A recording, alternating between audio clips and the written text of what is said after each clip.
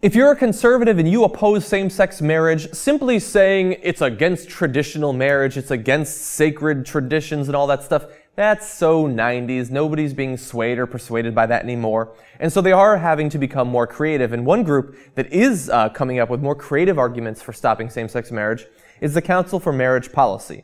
They've released this report. It's written by their president, David R. Usher. It's called Our Last Chance to Save Traditional Marriage. And they have come up with the most twisted, logic-bending argument for why you shouldn't allow same-sex marriage. And it's that it will lead to lesbians enslaving men. Now, I think there's actually a series of porn movies with that title, but his idea here is that the lesbians would economically slave men, and that's scary. And so we're going to go through his twisted argument. By the way, this column is 37 paragraphs long, and so you'll have to forgive me for not reading the entire thing. That sounds ridiculous, but here are some sections of it. First of all, the Supreme Court, if there's same-sex marriage, will have to have multiple classes of marriage. That's what he's saying. Class 1 will be mother-mother marriages. When two women marry, it is a three-way contract among two women and the government. Most women will bear children by men outside the marriage, often by pretending they are using birth control when they are not. So the idea is that rather than simply getting like a sperm donation or something like that, no, they're going to lie to a guy, have sex with a guy, pretend that they're on birth control, get impregnated, and then you can follow his logic from there. He says, entrapped men become economically conscripted third parties to these marriages, but get nothing in return. Well, except for the sex, I suppose. But that apparently isn't worth much to him, although most straight guys would seem to love sleeping with a lesbian. But that isn't convincing to David R. Usher. But moving on, he says that these women would be able to combine incomes, double up on tax-free child support and welfare benefits, decrease costs, and double the human resources available to raise children and run their household. And so basically they would be sponging off a lesbian wife, a cohabitating boyfriend, and the government simultaneously. Why are they all on welfare? Why are we assuming that all these lesbians are poor? But anyway, this is a great system that he's set up in his mind in this dystopic future. And by the way, lest you believe that he's against all gay people, no, he's just against the lesbians who are going to economically enslave men. He's actually principally worried about gay men.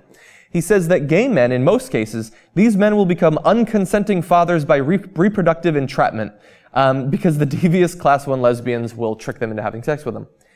I'm sorry, I don't entirely understand the logic there. I understand that the lesbians, in his theory, could lie to straight men about being straight, sleep with them, lie about their birth control, and get impregnated. But how exactly are they convincing the gay men to have sex with them? The gay men don't want to have sex with women, whether they're lesbians or straight. Maybe he hasn't looked into lesbianism and homosexuality enough to understand that, but it seems a bit ridiculous to me. And so finally, if this happens, if same-sex marriage is legalized and lesbians begin enslaving men, men will be forced to labor for the economic benefit of marriages between women. Marriages men have been redlined out of. These poor men. They don't get to marry lesbians who aren't attracted to them. By the choice of two women who married with intention to have children by men outside the marriage. This approaches the definition of slavery and perhaps sexual trafficking or bondage. Now maybe, look, I'm sure that I've got some liberal viewers, I've got some conservative viewers. If this argument is persuasive to you, feel free to let me know in the comments. If you are worried, it's not that I feel uncomfortable about lesbians getting married, it's that they will economically enslave men. Maybe that's the wave of the future for stopping same-sex marriage. I find that hard to believe. This logic is incredibly tortured. Like, first of all, these lesbians don't want to have sex with men.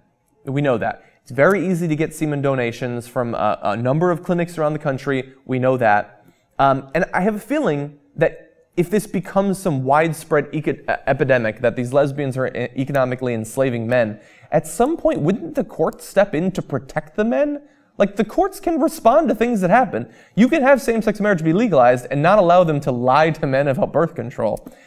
So men, I think that you're going to be okay. I wouldn't worry about it. But to move on, just to give you an idea of the fact that it's not just economic slavery that he's worried about, he says, schools will be aggressively promoting lifestyles that kill or disable children and infect innocent women and babies with HIV. Because we're living in the 80s and only gay people can get HIV. No, that's ridiculous. David R. Usher, I apologize. I like that you put all this work into this argument, and that might make for a pretty cool sci-fi movie in the future at some point. But I don't think that that's going to convince people to oppose same-sex marriage. As I've said many times, and will say many times in the future, the country is changing. We're seeing progress on this issue. Not on other ones, unfortunately, but on this issue. And people just don't hate gay people the same way they used to and the same way that you wish that they would. Sorry.